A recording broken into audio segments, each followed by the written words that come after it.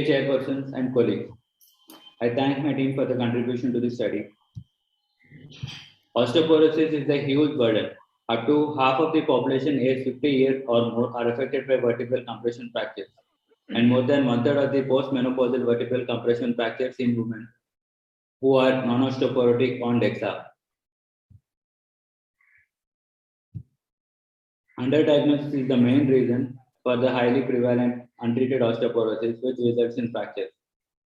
Normally, 80% of the load goes to the trabecular bone, but this ratio widens to 90-10 or even 95-5 with age as the sagittal vertical axis moves anteriorly, causing imbalance. Besides, the stress shielding causes aggravated anterior vertebral body bone loss. Be it the fragility fractures or implant failure, it is this trabecular bone that is involved the most. The consequences of osteoporosis are devastating.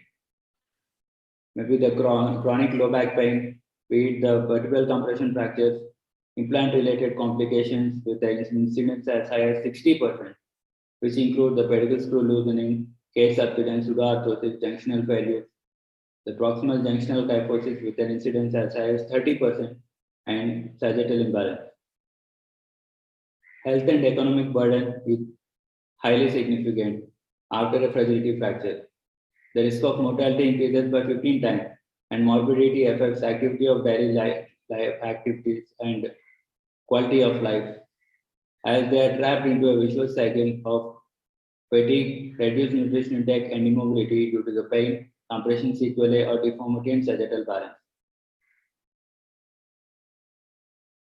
This implies apparent burden of osteoporosis is much less than the true burden, hence it is imperative to have a precise estimate of burden of spinal osteoporosis for an individual and community at large.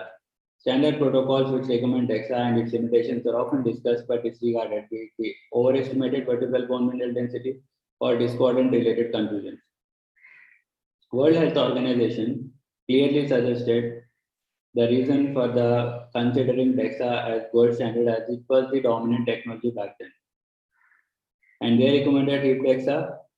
Also, they suggested to consider low bone mineral density at any other site in the presence of a fracture. Now it changed its position and suggested for a new gold standard according to the site, technology available, as well as that which helps in fracture risk assessment.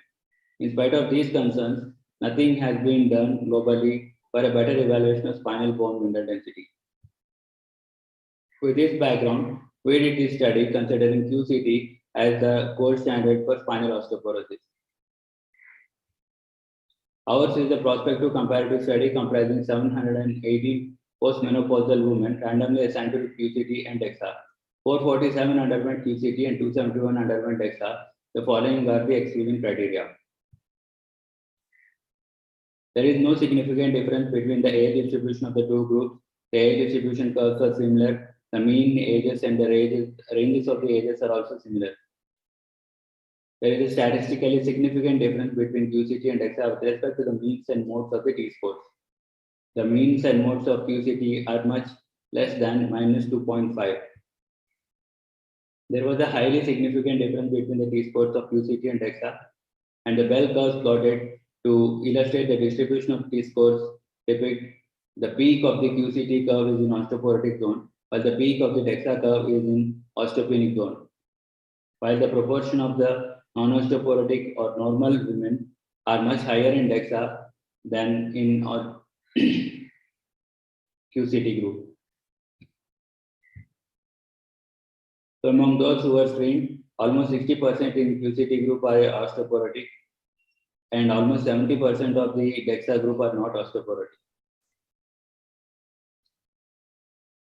Spinal osteoporosis plays a predominant role in spine surgeon practice, and precise evaluation of this trabecular bone is crucial to address this burden, because trabecular bone is the zone of compression fractures, pedicle screw loosening, progressive kyphosis, and sagittal imbalance, and the changes of which lead to back pain occur.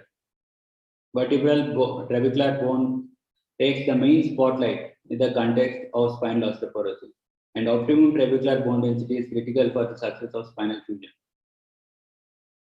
But DEXA gives us the integral bone mineral density of both cortical and trabecular bone. The aerial estimate is given by DEXA, but the density is volumetric measure. The sclerotic bone of the posterolateral elements, abdominal aortic calcification in AP, and rib and iliacrus overlap in lateral, fat overlap falsely elevate the vertebral bone mineral density. Also, the DEXA is being affected by the patient positioning. Recent evidence from literature suggests implant failures and vertebral fracture rates are significantly higher after fusion surgeries in osteoporosis. And micro-CT ex-vivo study suggests lumbar DEXA doesn't represent microarchitecture of the trabecular bone of the lumbar spine. On the contrary, QCT enables us to focus on the region of interest on the desired trabecular component of a specific vertebra. It is more precise than DEXA. It gives a volumetric measure of the trabecular bone and it has no discordance related confusion. It is not affected by bony or fat overlap. There are speculations about the radiation exposure and cost, which are comparable to DEXA. We are delighted to inform you that our article has been accepted for publication in Fine Journal. We conclude insisting for a special attention to spinal osteoporosis as it plays a key role and is a key denominator in management of most spinal conditions. And QCT should replace DEXA as the gold standard for evaluation of spinal osteoporosis. Thank you.